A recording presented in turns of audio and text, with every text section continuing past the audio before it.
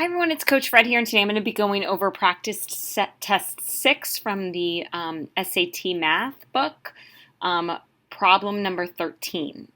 Okay, so we know if we're at problem 13, we're getting close to the point in the non-calculator section where it switches over. So this is going to be a higher level problem, a little bit harder.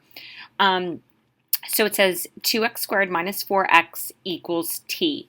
In the equation above, t is a constant.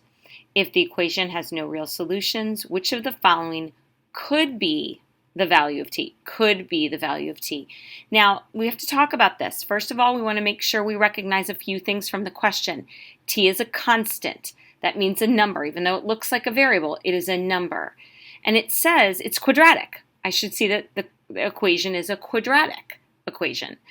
And it says if the equation has no real solutions. So from Algebra 2, I want you to really think about when you were trying to determine how many solutions a quadratic had, you learned about the discriminant, b squared minus 4ac, the expression underneath the radical in the quadratic formula.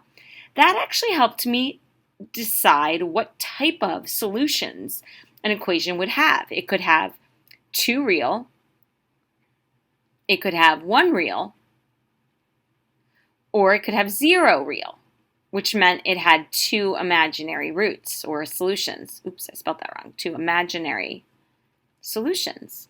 Now, the value of the discriminant helped me with this, okay? So the discriminant, b squared minus 4ac, if it's greater than 0,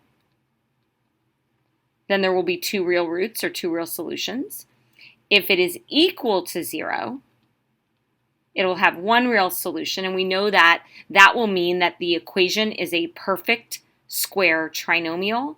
The graph is going to just hit the x-axis in one place, whereas if there's two real, it's going to cross the x-axis twice.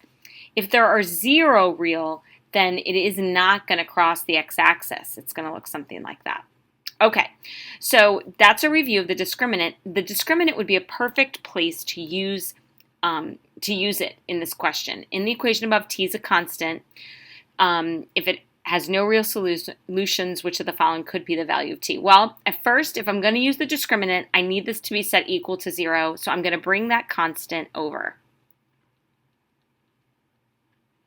Oops, minus t equals 0.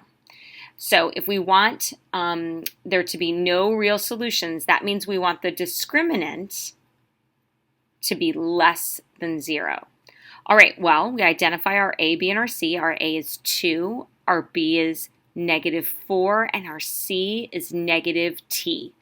I'm going to plug it right in to the discriminant, okay? So b squared, that would give me 16, minus 4 times 2 times a -t, we want that to be less than 0. All right, so let's keep going and work with this. We get 16 plus 8t is less than 0. And so 8t is less than -16, and then divide by 8. So we need t to be less than -2. All right, so if t is less than -2, then we know that this will have no real solutions. All right, so we're going to go to the answers and get rid of all the numbers that aren't less than -2. So 3, 1, and -1, so my answer is A.